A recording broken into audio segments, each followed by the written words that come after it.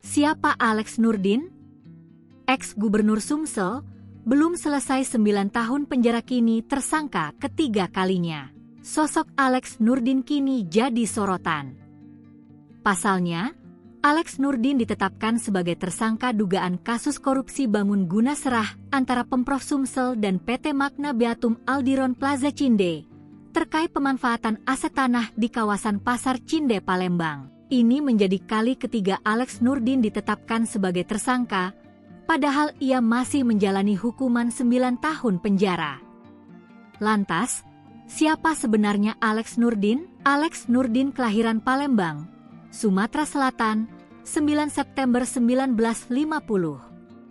Alex Nurdin memulai karirnya sebagai aparatur sipil negara, ASN, di Bapeda, Sumatera Selatan. Ia kemudian dipercaya memimpin Dinas Pariwisata Kota Palembang. Perjalanan politiknya mulai menonjol ketika ia terpilih sebagai Bupati Musi Banyuasin pada tahun 2002. Terpilihnya Alex sebagai bupati menjadi titik awal perjalanannya dalam kancah dunia politik. Popularitasnya semakin meningkat pada periode kedua kepemimpinannya di Musi Banyuasin 2007-2012 dan mengantarkannya maju dalam Pilkada Gubernur Sumatera Selatan tahun 2008. Ia pun berhasil memenangkan kontestasi tersebut dan menjabat sebagai gubernur hingga 2013. Alex memperkuat posisinya sebagai tokoh berpengaruh di provinsi tersebut. Setelah masa jabatannya sebagai gubernur berakhir, Alex kembali ke panggung politik nasional dengan mencalonkan diri sebagai anggota DPR RI pada 2019 melalui Partai Golkar.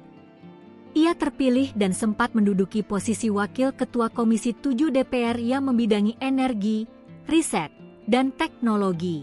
Namun, pada pertengahan 2021, fraksi Golkar melakukan rotasi internal dan menggantikan posisinya dengan Maman Abdurrahman.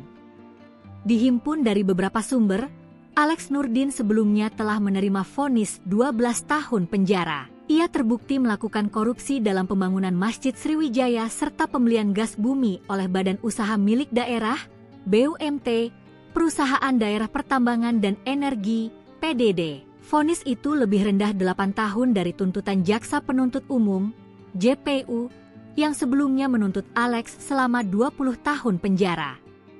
Selain itu, Alex dikenakan denda 1 miliar rupiah.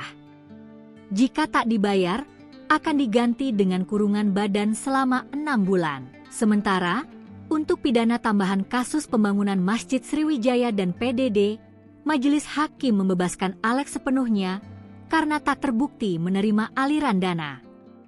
Usai mengajukan banding, Pengadilan Tinggi, PT Palembang memutuskan mengurangi hukuman Alex menjadi 9 tahun penjara.